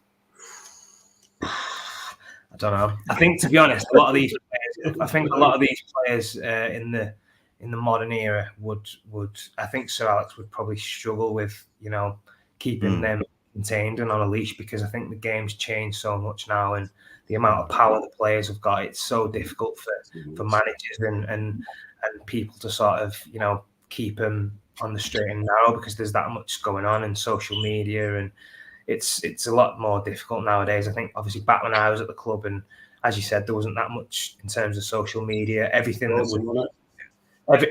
would, you know, if there was ever any incidents or anything that, you know, the club wasn't happy with, it would all get dealt with in-house. Nothing would leaked out into the press, or very rarely it would anyway. And the players and the manager would make sure that, you know, it was all dealt with properly, and that was the end of it. It was sort of dealt with really quickly, nipped in the bud, and then you would move on. And I think the players were big enough and sort of, you know, capable of accepting that punishment, whatever it may be, or just being able to move on quite quickly. Whereas I think nowadays, a lot of these players, you know, it's lingering on for weeks, and it's all in the media, and it gets a bit messy, and it's just it's not ideal. And it's I feel sorry for, you know, in that respect. I think he's had a lot of stuff to deal with in his short time at the club, and obviously, you know, he wants to be concentrating on the football, and he's had to deal with so much stuff that's, you know, not real. One final question from my side, but guys, if you're watching, please don't forget to smash that like button, subscribe if you haven't. Brilliant to hear from you, Phil. One question, Roy Keane. I'm dying to hear it, because like you spent in the locker room, you've been on training with Roy Keane, like, you know, how is he like? Is he as scared what people are saying, or? Yeah, so to be honest, when I first went in, I had the perception of Roy of being, you know, don't speak to him. He's really, you know, angry all the time. He's always on the younger cases, and that was the perception I had of him anyway. And I probably couldn't have been, you know, further from the truth with my own personal opinion and my own personal dealings with him. So in that first year, obviously, I didn't have that many interactions with him, but because obviously what happened, obviously with my car incident and him being the captain of the club, he was somebody who sort of, he came to visit me in hospital on the second night that I was in hospital. He just had a sit down with me, had a great chat, just, you know, told me about, you know, adversity that he'd been through, and that, you know, everything would be okay. He'd be there if I needed anything. So for me, for someone like him to sort of come in and show that amount of respect, and, you know, take time out of his day, because it was obviously after training or whatever, to come and visit me, he didn't have to do that. It was amazing, and I thought, you know what, like, you can't, you know, argue with that. And then obviously when I got myself back to fitness, in and around the training ground, he would come over and have conversations. There was two incidents which stick with me about Roy Keane. The first one was he played in a reserve game. I think he was obviously coming back from injury or something, and we was playing in a reserve team game, and I had the ball on the right hand side, and Keane's inside, and he's just asking for a little ball inside to him, which, you know, the pass was on, it was there. I've instead took a touch out my feet, and I've sprayed a Hollywood ball. Oh, and to be fair, Stu, it was an absolute peach of a ball. Oh, good. Gone straight over the fullback's head, and we've gone in, and we've got a cross, and it's gone out for a corner. And Keane has honestly, he looked at me, and he absolutely gave me. I can't remember exactly what he said, because I just remember looking at him. And I just started running up the pitch. I was like, no, not having any of that. And he was shouting stuff to me, and I was thinking, I'm just gonna have to pretend like I can't hear him because he's like losing his mind. And it was like right before half time, so the corners come in, and we've shot, and the referees blew up for half time. And as I'm walking in, he's still pointing at me and looking. So and he's gone, and then anyway, we've gone into the change room, and I said, "What's up, bro?" I said, "That ball, what a ball!" And he was like, no. And he sat me down, and he said, "Listen," he said, he said, "Listen, if you get into the first team," he said, "and you start playing them Hollywood balls," he said, "and that ball gets cut out," he said, "we're all out the game, and the other team are up the other end, and it could be a goal." And I was thinking, what? So, and then and then he said to me, he said, "That little ball inside to me," and I switched the play. And he said it like that. He was dead calm, and I thought, right, okay. But then in my own head, I was still thinking, well, it was a great ball. We've got in. And so I forgot about it. And then anyway, I was still thinking about it like days after. But then I went and watched the first team on that Saturday, and I remember I can't remember who it was. Right winger's got the ball. He's took a touch out of his feet. Keano's inside. And instead of playing the Hollywood ball, he's played it into Keano. Keano's opened up, Scholes, bang, across, and he scored. And I remember going, right, that's what he's on about then. So and I was like, and then to be honest, I remember I actually came in the day after, and Keano was sat down on some breakfast. And I didn't very rarely did this, but I went and got some breakfast, and I went and sat next to him. And I just went, "Hey," I said, "Hey, Roy," I said, "what about that goal on Saturday?" And he was like, "What?" I said, "Thingy's come inside, played to you, Scholes out, bang, goal." And he went, and he just looked at me, and he didn't even say anything. He just sort of went. He went, "I'm not usually wrong, am I?" And like something like that. And I was like, "Well," and it was brilliant because it was just and that was great. And then the second story I've got, you might have heard this. So, at the end of every month, we used to get paid with. Used to pick up a wage slip from Kath on reception. Oh, so Kath. Everyone knows Kath, legend, and obviously love Kath. Spoke to her last year when I went to Carrington, and she's still going strong. Absolutely amazing, amazing person. So this particular day, I've come out the training ground. I'm dead happy. I'm just waiting to get my wage slip. I'm probably off to the Trafford Centre or whatever to go and spend my wages. She's fanning through all these wage slips, and she's talking to someone else, and she's fanning, and she goes, "Oh, here you go, Phil. Have a nice day, love. I'll see you in the morning. Thanks, Kath." So I'm on my way. So goes out into the car park, sits in the car. I put my key in the ignition, and then I thought, "Oh, actually, let's have a look how much I've got this month," because I'd had a good month, to be fair. I'd played in the reserves, so you get the reserve. I'd been doing well, so I thought, right, let's have a little look here. So as I've ripped the strip on the wage slip, and then I've ripped it was like a 3-way strip thing. You had to strip. So as I've stripped it and ripped it, I've pulled it up, and I've noticed all these, like, in my wage slip, it used to have maybe like 4 or 5 different, things, and then it'd have your tax and all this. This one had about 10, 15. So I was like, this. And then I looked at the net pay, and I was like, oh my God. So I've opened it. She's only gave me Roy Keane's wage slip. But obviously I've already opened it, and it's already ripped open. And I've looked, and I'm like, Champions League, how much? Appearance fees. And I'm like, oh my God. So I've gone, right, I have to go back in. So as I've gone back in, I'm walking down, and obviously Carrington, you can see through the glass panels, all glass. And Roy Keane stood at reception like this with his wash in the hand, like going like that to Kath. "Come on, Kath, where's my wage slip?" And Kath's like sweating, going through all the wage slips. "Oh, I can't find it, Roy." So I've walked in, and I've sort of gone, "Hiya, Kath," and she's gone, "Oh, you all right, Phil?" I was like, "No," I said, "You give me the wrong wage slip, Kath." And she's gone, "Oh, it's not Roy's, is it?" And I said, "I've gone, oh, I don't know." And I'm like pretended like I didn't know it was Roy's. So I've looked, I've gone, oh yeah, it's Roy's. So I'm sort of like, oh my God. And obviously it's open. So I've gone to Calf. Here, Calf, I think that's Roy's. And Roy's looked at the wage slip and gone, it's obviously ripped to shreds.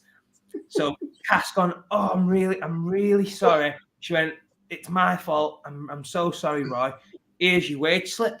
So then Roy, instead of like taking the wage slip and walking off and going, Roy's just took the wage slip and just stood waiting like that. And he's waiting at the side of the desk. And then Cass obviously then fanning through these wage slips again to find my wage slip. So I'm waiting there going, oh my God, he's not left. He's still here. Still waiting. So Cass, oh, I'm so sorry, Phil. Honestly, my fault. Here's your wage slip. So I've got my wage slip and I've just turned to walk away and Keane's just put his arm straight around the back of me and gone, come on then, Phil, let's go. And he's squeezing me and we're walking out the door. And we walk through the door. We're walking up the ramp a little bit and he's gone, come on. I said, what do you mean? Come on. He went, did you have a look? I said, did you have a look? I was like, well, no, not really. He said, did you look? And I said, yeah, I did. I said, I knew straight away it weren't mine, Roy, and I've come straight back in. And then I'm like sweating, honestly. I was like, oh, and then he just burst out laughing, honestly. He burst out laughing. He said, oh God, he went, listen, I'm not bothered about all this. He said, look here, look at all this. He said, this is just part and parcel of, being a professional footballer. He said, I'm not here for this. He said, I'm here to win trophies. I'm here to, perform and be a part of this story. And I was like, wow. I was like, that's unbelievable. And he said to me, he said, Marshy, listen. He said, if you keep working hard, he said, you'll be getting one of these wage slips one day. And he just sent me on my way. And I remember I went back into my car and I sat in my car for about half an hour. And I was just thinking, like, I cannot believe what's just happened. And, like, honestly, no one would have believed that because I think that's bizarre. Depending on, obviously, the way that panned out, that could have ended in... That could have been, yeah. 100%. Situation. But the way it sounds like an episode from Ted Lasso. You know what I mean? Yeah, honestly, being Roy in Ted Lasso. I honestly couldn't like comprehend how it all. Because when he stayed and I seen how cross he looked with his arms folded, I was thinking, oh, I'm gonna get absolutely, thrilled here. He's gonna take me home with him and do all this at home and stuff. So. And then he did what he did, and it was just, honestly, it was brilliant. And to be honest, that epitomised Keane for me. I think with the way he sort of, especially with me. I mean, I've seen other sides of Roy, some of the younger players, and some of the younger players who was taking the mickey and wearing these flash boots and coming in like big flash cars. He's saying, listen, you need to obviously I'm saying it in a polite way, but he would be like, you need to stay in your lane and buckle down and stop getting all this flash gear, and we're here to play football. He talks about a watch story, doesn't he, Phil? Didn't he get duped on a Rolex when he first joined the club? Was it? Yeah. Did he paid 1,100 quid and he paid 11 grand? Yeah. Some of the stories, honestly, I mean, to be honest, I could sit here all night and there's so many stories, different players, not just Keane. There's like so many stories that I've got about, a lot of the players, and it was such a good time to be at the club. As I say, I was so lucky to be able to mix with the likes of, them kind of players on a day-to-day basis. Now, I think it's a little bit, I went into Carrington last year and it's a little bit disappointing for me that some of the younger players now don't get the opportunity to mix with the first team players because it's all separate now. And I think for me, that was what made my time at the club so much better and so much. You learn so much just from talking to some. Like obviously, I was injured for a long time, and Ole Gunnar Solskjaer was injured at the same time as me. So me and Ole got really close because we was both out for the best part of a year. And we were both doing our rehabilitation together, and you're in each other's pockets and you're in at the same times and you're doing stuff and you're in the gym. And, to get so close with somebody who's obviously in the first team and at that level. As a young player, that kind of thing is invaluable to be able to, just pick their brains and watch what they do and watch how they portray themselves and how they go about the business. It was so good, and I think that's a trick that maybe, the club. I understand with COVID and a lot of things changed and all that kind of stuff, but for me, some of them younger players now, it's a shame that they can't be, mixing with some of the professionals, because you learn so many good things and the good habits that they get into and the way they are as people and how they make themselves so good and perform on a day-to-day basis. If you're in and around that and you're seeing it on a day-to-day basis, I think, it's invaluable for some of the younger players, which unfortunately isn't the case at the moment. Phil, it's interesting what you mentioned there, because we recently had an interview with Kobe Mainu that was in a similar situation. He got injured, young player, went down on AstroTurf. I think we played Real Madrid, wasn't it? Yeah. And he had an interview and said, he had rehabilitation, became really close to Licha, senior player as well, and he helped them through all the way through, talking to each other. They were injured at the same time. It's kind of the same story, but you had with the legend Ollie 20 Solskjaer. Yeah, 100%. I think Ollie was a massive inspiration to me, and probably one of the more senior members that I felt so comfortable around. I could talk to him about anything, and I think that came with the trust and the amount of time we spent together. And are you also in the striker department training? Exactly. Yeah. So we used to do finishing drills after training. So the first team players would always involve the reserve team players and the youth team players in finishing drills. So for me, going in and be able to do some finishing and watching the likes of Solskjaer and Van Nistelrooy, Rooney, it's like, you're licking your lips going, right, how can I not come away from this not being a better player and not knowing, the types of finishing that I should be doing in this angle, and, how do they strike a ball, what kind of, movements did he make in and around it. And it was brilliant, as I say. All the players, as I say, I've not got a bad word to say about any player that I had interactions with at the time that I was at the club. Every player was forthcoming. All the players was really approachable and good to be around. There wasn't any sort of I don't speak to the younger players or anything like that. It was all, I think that was just the culture at the club at that time. I think it was like a family. You'd walk around the club and the facility, and whether it was a cleaner or whether it was Roy Keane, everyone would be treated the same. Nobody was better than anyone else, and I think it was just a great place to sort of be in. And as I say, it's always better when you're successful and you're winning games. But I think at that time, it was just a joy to sort of be involved in and around. Yeah. Well, Phil, this has been absolutely fascinating, mate. I mean, I've known you a while now, haven't I? We've spoken a lot, but I've never had a real chance to really talk to you about the good old days and what it's like and drill down. We've obviously done a lot of tactical. Jarvis is like us, Phil and Mick. He loves his tactics, and he did have quite a few slides he wanted to go through with you, but it's been fascinating. Really. We'd love to have you back on if you kind of. Yeah. I'm happy to jump on there as and when I'm available. I think I really, really enjoy talking about my time at the club. I love sort of for myself as well, for selfish reasons. I love speaking about fond memories that I have and interactions with a lot of the famous and great players. And as I say, it's a pleasure really to just chat to such great loyal supporters who will obviously love a lot of this sort of memories and sort of information, experience that I've had. I think a lot of fans love hearing things like this as I would if somebody else. Absolutely. No, We'd love to put a tactical show on as well if you I know you love talking tactics. We do it when we can, don't we? With the reviews, but we don't always get a chance to really delve into. I was trying to get a little bit about your thoughts on Rasmus last night.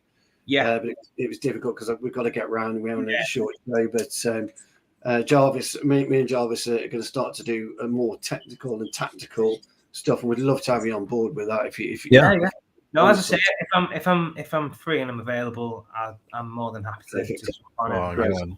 have a chat. Marshy, it's 5:30 in the morning for me. It was absolutely a pleasure to meet you. Yeah, Thailand, isn't it? Absolutely. The boys didn't tell me anything until yesterday. I was like, oh my God, seriously? So for me, this is pure passion. This is pure passion. 5:30 in the morning for me, Thailand, sitting here listening. I can sit here hours and hours and ask you questions about the team and everything.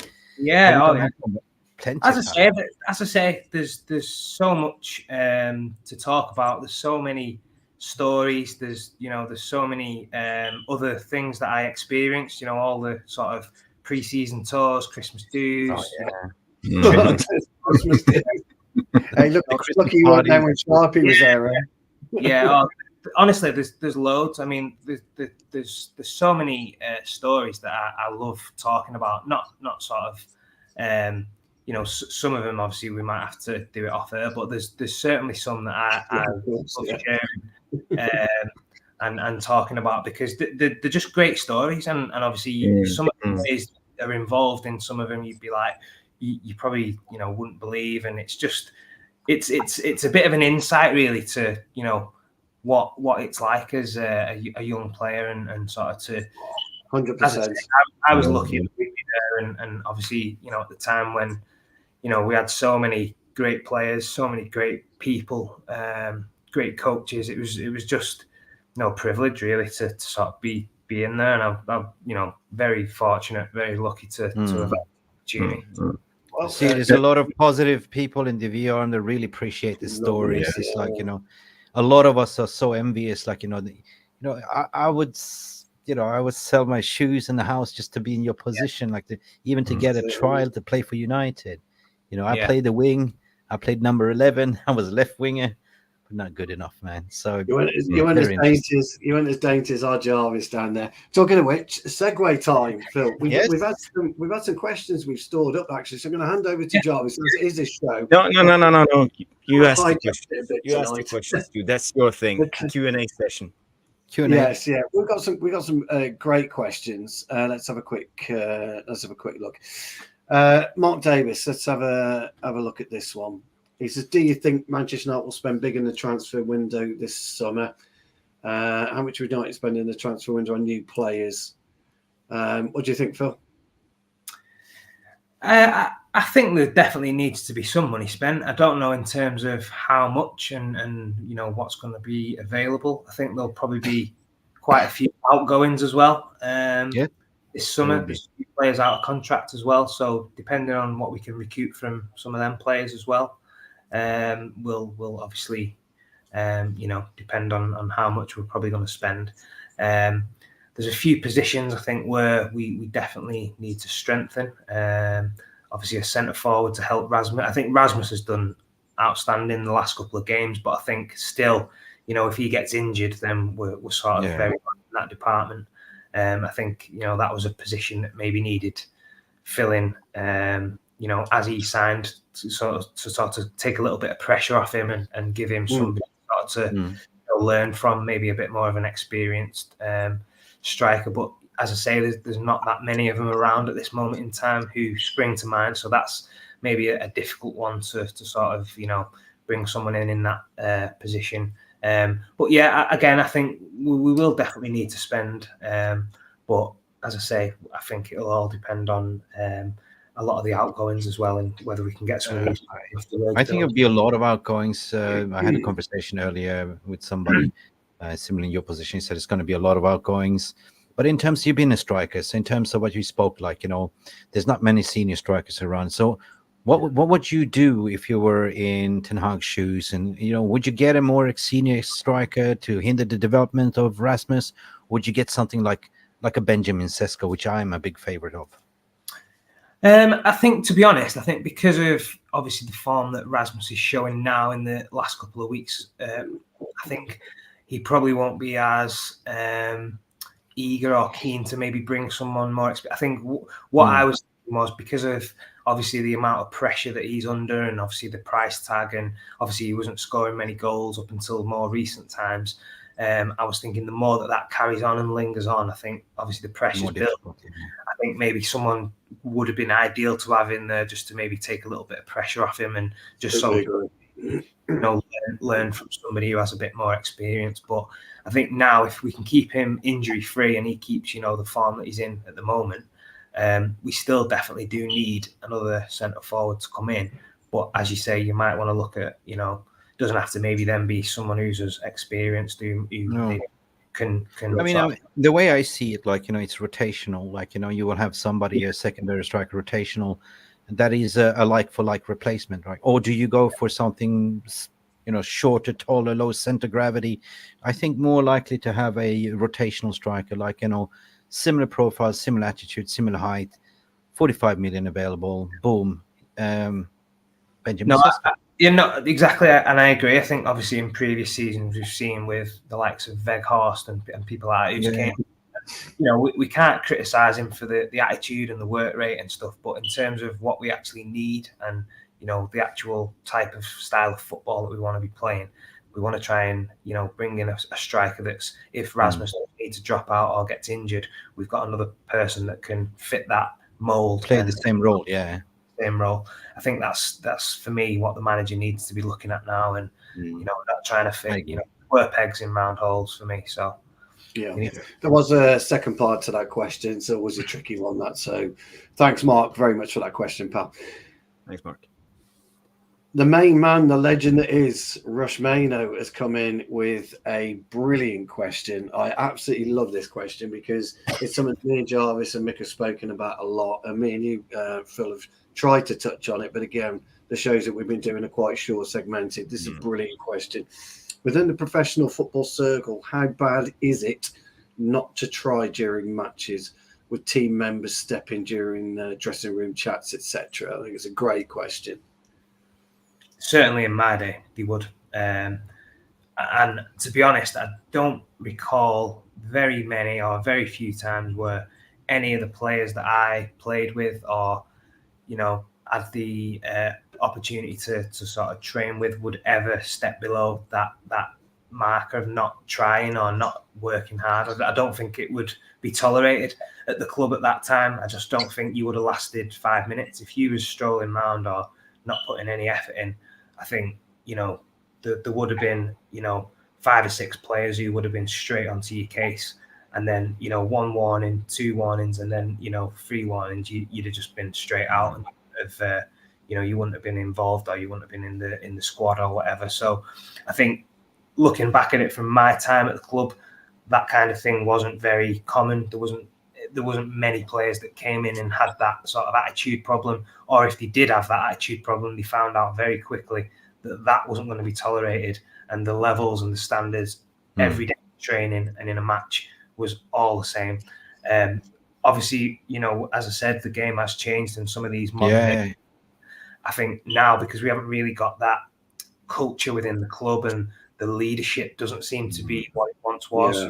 I think that's now sort of crept in, and that's sort of changing the norm, which is worrying for me because you can't afford to be carrying players, and you can't have players that are strolling around and not putting a shift in. At the top level, you get found out, and we've seen that time and time again with certain players who aren't committed and showing the desire and the attitude. In a way, they feel self-insured because there's no leadership on top. They're asset players getting paid $300 per week, etc. So whatever, I just rock up, do my thing, I get my weekly paycheck, and I will get picked anyway, because there's no structure above the manager. This basically forcing the manager to play this asset player. It's like I mean, I've said this numerous times on numerous podcasts about the way that the modern game is now, and players are sort of in that comfort zone regardless of performances and how they play. They have just got an attitude of, I'll still be picking my money up and I'll be on the team sheet. I'll probably be on the team sheet next week because there's not that real competitive nature. I think when I was at the club, if you had a bad performance, you was really worried and thinking, right, I might not be in the team next week now because we've got 4 or 5 lads who's chomping at the bit who are absolutely every day in training to take my place. So it's just what you told us, the story about the payslip and yeah, Kathy and Roy Keane, and yeah, you're picking up these 10 pages, and then you had this little thin pages, and oh yeah. yeah. So Well, I have to say, Phil, for the record, it wouldn't happen at the mighty Tipton Town either. yeah, no. Stamp Spanish, on it. I think regardless of what level of football you're playing at, I think that's irrelevant, really. If you've not Exactly got right.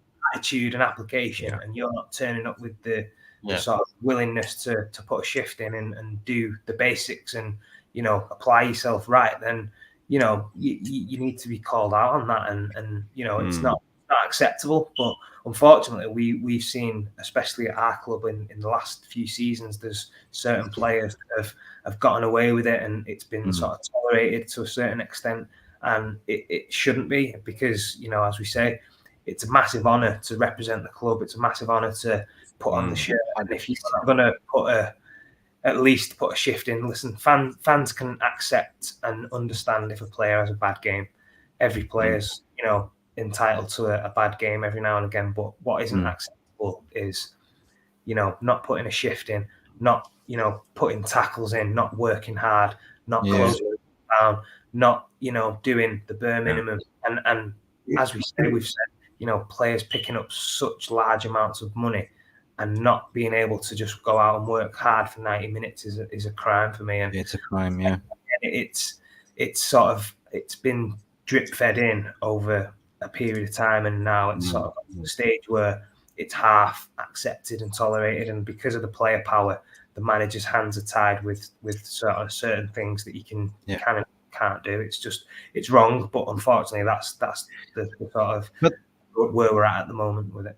That's transitioning over to the next question as well, because apparently that's the first thing that the club needs to do right now: get rid of the player power, the dead wood, and bring back the structure. But Brian Francis coming here with a question. You wouldn't mind hearing your thoughts on the current team, and I guess you've spoken a little bit about overpaid players and stuff like that. But yeah, I mean, to be honest, I think it's always pretty difficult for me to sort of talk about the current team, because of obviously when I was at the club and what I seen and what I witnessed, and the standards that were there was sort of chalk and cheese to where we're at in terms of today. I think, a lot of the players you look at and sort of certainly some of the more experienced players, you'd sort of want more from them. Your players that have played at the top level and that should be leading a little bit more by example. So I'm talking about your sort of Casemiros, your Varans, your players that have been at the top level should be sort of helping a lot of these younger players and sort of trying to get them out of these bad habits. But again, sometimes you can only try and sort of talk to players so many times, and if the penny doesn't drop and the sort of attitudes don't change, then you get to a point where you just say, right, well, tried so much, I need to concentrate on myself.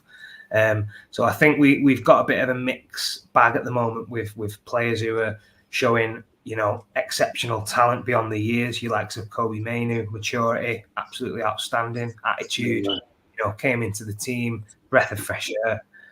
And then we've also got other players who are really experienced now and still not sort of doing the business and not putting a shift in and not doing the bare minimum, and need to sort of pull the finger out a little bit more and do more and demand more from themselves. For me, players can only do so much in terms of trying to help other players, but at the end of the day, you can affect what you can do. And I think some of these players need to start asking themselves more questions about their own performances and giving 100%.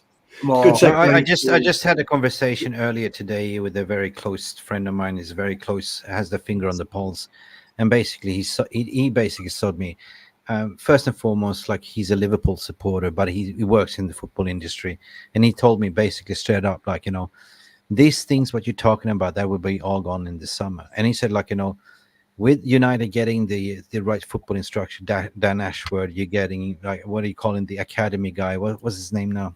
From Wilcox. Jason Wilcox. XY you're getting even the under 18 calls from Ipswich as well in as well. He said, Manchester United will be a serious prospect. Like, right, this is what Manchester United need. But they will get a lot of deadwood out. There'll be a lot of out, and they will definitely put some structure in, because right now it's been like, you know who runs the show, John Murtaugh and the Darren Fletchers. They'll all be gone, right? Yeah, no, and I agree. I think there's going to be a lot of change at the club. I think, these people that are coming in now have sort of been watching probably from afar and sort of looking at what is the big issues and the problems with the club. And it's not going to be a quick fix. There's a lot of things that need to change in the background. The recruitment's obviously a massive part of what's been a big issue for us, sort of for the last 5 or 6 years. And not having that person in place has sort of hindered the club, and we've always had to pay over the odds, and all. Yeah, no, I absolutely feel it, because it, I know it. At the end of the day, there hasn't been competent people enough. It's been like, create a job for the boys, etc. We have a massive scouting network, but what's the point of recommending people when they're not listening, right? And this has been developed over the years, that it's been chaotic, and this kind of fostered this player power at the end of the day. So the first thing that I'm excited about as a fan is to fix these leaks, fix everything, structure, fix the roof, and build from there on to the ground. Yeah, no, I totally agree. I think it's got to be stripped back, and the foundations have got to be put in place for the club to sort of try and succeed. And I think there's going to be a lot of hard work that needs to be done, but I'm quietly confident, and I'm sort of looking forward to sort of these people coming in and starting to make inroads into making us a force again. Because, as I say, Manchester United need to get back to the levels that we're all used to. It's been far too long for sort of mediocrity, and everyone knows it. Everyone knows it. We deserve, as a fan base, we deserve better. And these people who are coming in hopefully have that at the forefront of the mind, and will do everything that they need to do to try and get there. If I back the tape, I think 45 minutes ago, you talked about doing a Hollywood pass in, and Roy Keane set you down. Now the question comes in from Lee Parker here regarding Bruno Fernandes is often criticized for his Hollywood passes, right? Phil, I have a question for you. Do you think Bruno would be captain or playing every game based on this season? Also, almost cost us the game yesterday once again. Can you teach stupid? Hey, I don't know. Maybe Roy Keane should have a chat with him. Yeah, I mean, to be honest, I think in this team, I think obviously if Bruno was doing that in the team that was back when I was there, he wouldn't probably last 5 minutes. Keane would have him strung up in the changing room. But I think the way that the team sort of is set up now, and it's sort of a different style of football, I actually don't mind Bruno trying to be a little bit more ambitious and a little bit more courageous with these forward passes and trying to create things. And to be honest, sometimes, there's times where he tries balls and they're just never on, and he should just maybe keep the ball simple. But I think if you look at sort of the outgoings that and the sort of stats on how many goals and assists he has created, I think he is obviously our most creative player. So you have got to sort of take the rough with the smooth with that a little bit. You can sort of, people will applaud him when he makes a sensational pass, and then he might make 3 that, get dispossessed or go out for a goal kick or whatever. I think that's just part and parcel of Bruno's game. I do think that he can do better, though. I think there is certain times where his quality, certainly in the last couple of weeks, have been well below par, and he should be making a lot better decisions and passes. He usually is quite on the money with him. He's been quite off. His radar's been quite off in recent weeks. So I think for him personally, he'd probably be looking at his own performances and thinking, I need to do better. I need to sort of, improve in terms of my output and sort of make my decision making a little bit better. I think the other day against Luton, we touched on this yesterday, Stu, about a lot of the players sort of compounding mistakes with mistakes. So I think back in the day when I played, we was always told if you make a mistake, the last thing you want to do the next time you get the ball is make another mistake. So you just get a ball, you just keep it simple. You give it to your teammate who's 5 yards away. You're back on track again. Keep the ball moving. I have two double questions from the audience. Phil, did Nemanja Vidic ever hammer you? And also, did ever Rio hammer you? Nemanja, what a lad. So quick story about Nemanja. So when we actually signed him, the first time I ever met him, we was playing a reserve game against Wigan, and Nemanja Vidic just turned up and was basically in the squad, and I was like, I'd never heard of him. I didn't know who he was. We just signed him. I obviously knew we'd signed a player, but I'd never heard the name. And he came in and he didn't really speak much English.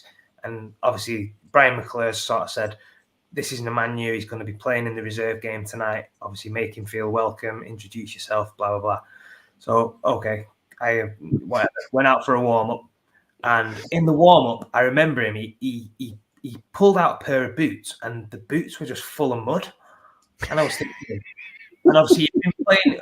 Where did we sign him from? Can you remind me where we signed him? Sparta Prague, wasn't it? Was he Sparta Prague, Jarvis? Prague. So obviously Sparta Prague. He must have played a game before he signed and just not washed his boots. So he flew straight over, and he put these dirty boots on. And to be fair, he was playing at Wigan away, and it was a bit of a mud bath. It weren't a great pitch, and the first 20 minutes, we was 3-0 down, and Vidic had an absolute stinker. I think he was probably at fault for all 3 goals, if I remember rightly. He got stuck in the mud. He couldn't move his feet. His passing was terrible. I think he must have just got straight off of playing and just come and played this game because he was. And I think in the end we ended up getting beat 4-2, and that was just totally out of character for us. We never lost game. And we never. No, he was from Spartak Moscow. He was playing. He was Red Star Belgrade first. Then he went to Spartak, from Spartak to United. So anyway, my first impression of Vidic was, wow, like who the hell is this guy who we've signed? Like what is going on here? And so basically, he didn't play again in the reserves, and I think the manager. I remember the story. So the manager had rung Brian McClure at half-time and said, get him off. Like, he must have been watching it on MUTV and said, get him off. So he come off at half-time. He was losing 3-0, and I was like, right. And then a couple of days later, I remember sort of seeing him in and around the training ground, and I remember speaking. I was going like, who is this guy who we've signed? I don't even know who he is. Like, and all the lads were sort of, don't know, I've never heard of him myself. And then I remember, I think it was about a week later, I watched the first team training session. I'd just finished with the reserves. I was walking off the training ground. I thought, I'll have a little watch. And I remember they was doing like a crossing and finishing drill, and they had Vidic as the sort of one defender against the 2 or 3 strikers. And he was obviously balls were getting whipped in left, right, and centre, and he was throwing his body in. He was like heading everything out, and I was like, "Who's that? That can't be Vidic." I remember, oh, it is. It's Vidic. Literally, I was like, "Whoa!" Well, that must have been a one-off. Then the other day, and then obviously, he got into the team, and the rest history was. So, but I mean, I had a few good memories with Nemanja. He was a great lad, really down to earth. Would put his body on the line, and obviously, himself and Rio were so complimentary of each other. I think Rio was the more ball playing, come out the back four, play it quite fast, and Vidic was just get stuck in. I'll put my body on the line, tackles, and I think that shit was absolutely unbelievable and sort of amazing. I know he feels, Phil. That's what I do. That's what I know. Yeah, we have one of our loyal viewers, Lilis. He's a Macedonian. Almost, he's a brate to Serbia. He says he shares a story regarding recruitment and everything else, because he said he was the best goalkeeper in Macedonia.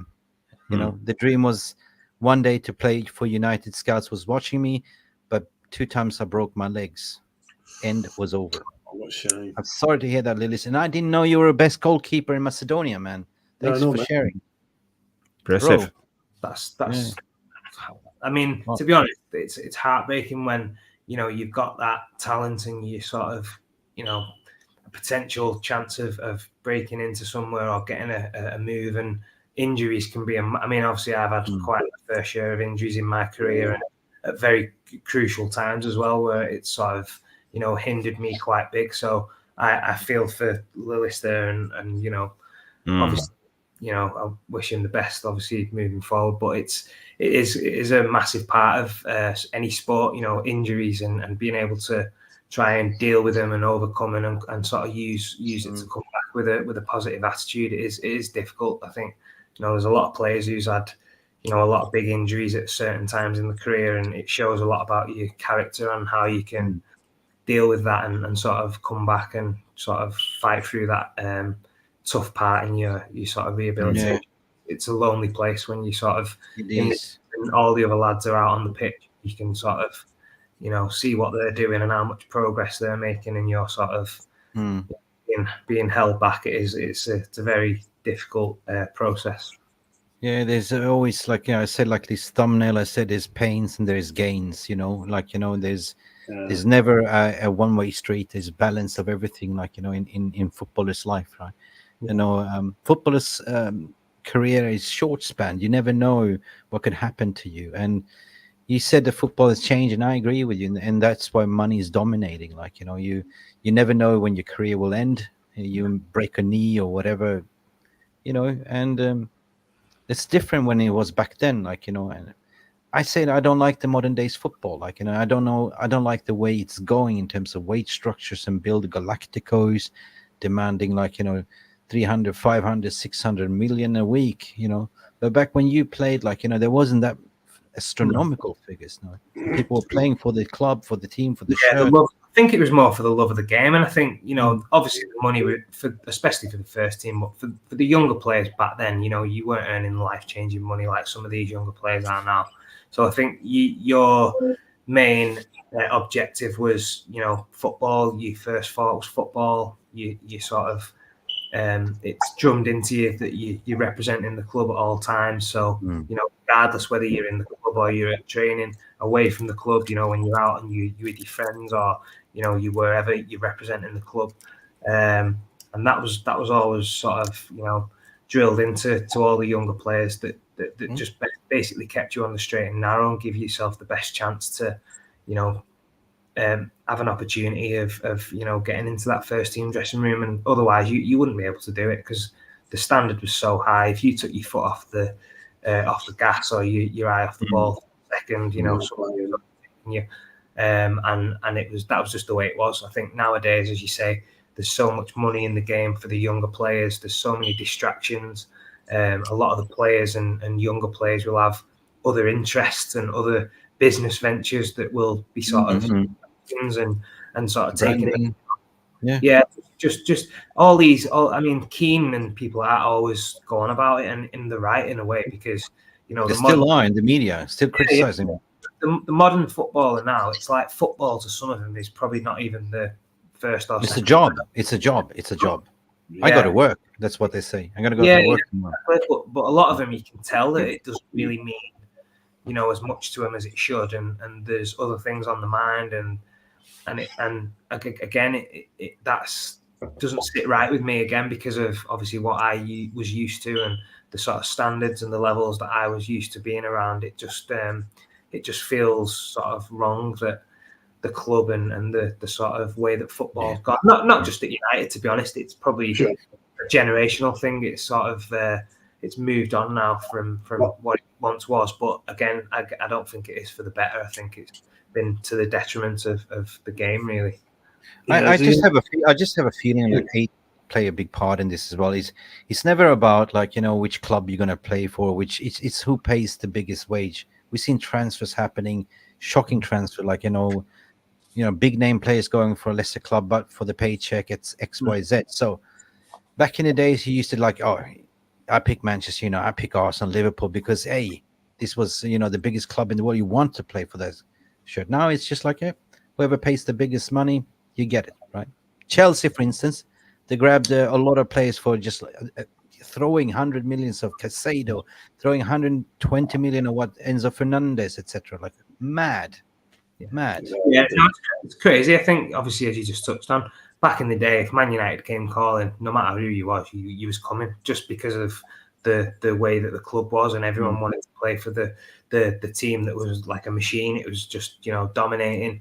Everybody was, you know, in sort of awe of the club because of how well run and everything that was in place was just like a well-oiled machine. So I think nowadays, as you say, that the money sort of just transformed the game. And as you say, there's a lot of players that just make a move purely based on the financial gain, which for me, it's not right.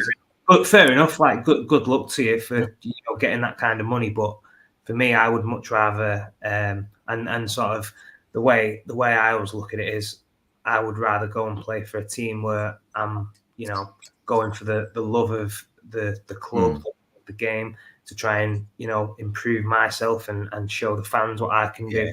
And I think a lot of the players have lost touch with that sort of sentiment that was once there with I suppose though, Phil, when you're in 5 figures, maybe an 18-year-old, which I know somebody at Chelsea who's 18 years old, he's on 5 figures, living in a 5 million mansion. It does. We've had a brilliant show. We've done 2 hours, Phil. Believe it or not, already. I know it's fun, right?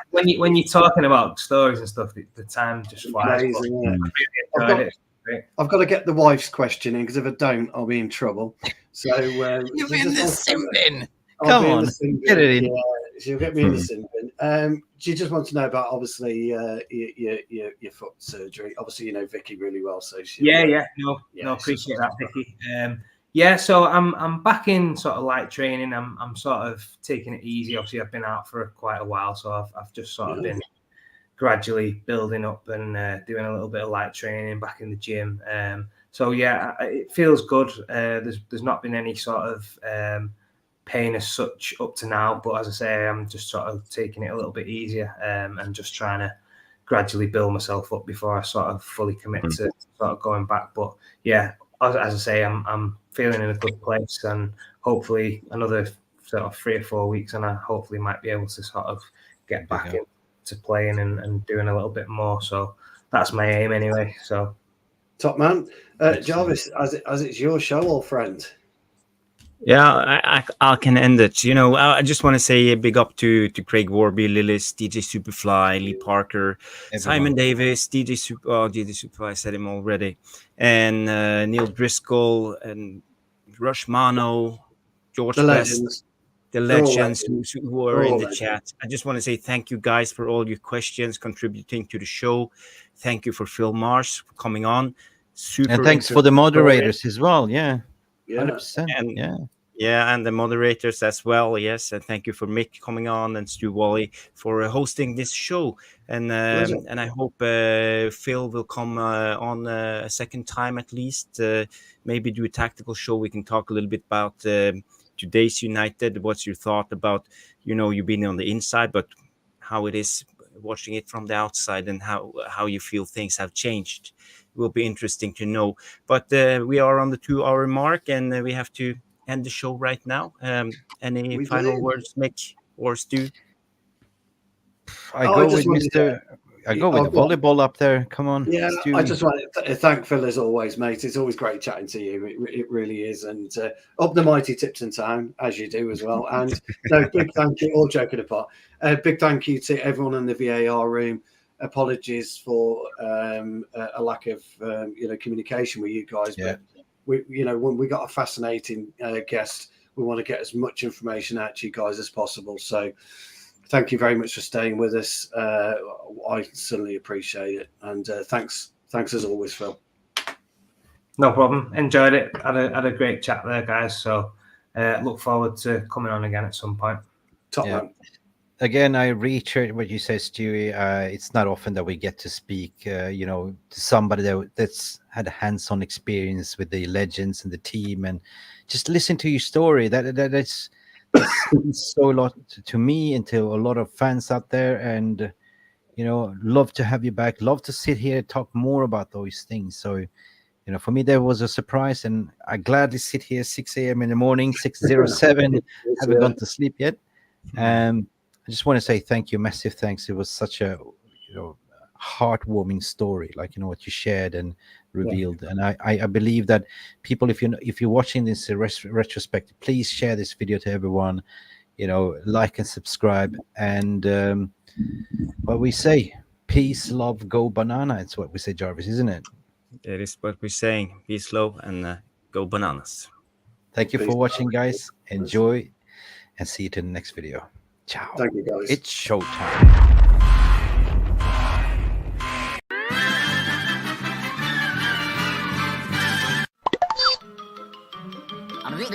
That's all, folks. Thank you so much for stopping by and watching MUFC Realist TV. Don't forget to like and subscribe and follow us on the socials.